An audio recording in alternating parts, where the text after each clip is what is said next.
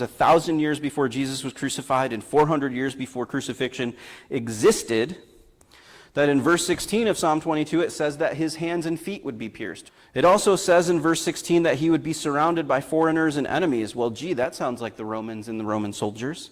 It says in verse 18 that they would cast lots for his garments, which is exactly the description you get in the Gospels of what the Roman soldiers did at the foot of the cross. It states in verse 17 that you could count all of his bones, that none of his bones would be broken. Well, oh my gosh, that sounds a whole lot like the crucifixion story, because Jesus' bones were specifically not broken, while the other two men who were crucified were.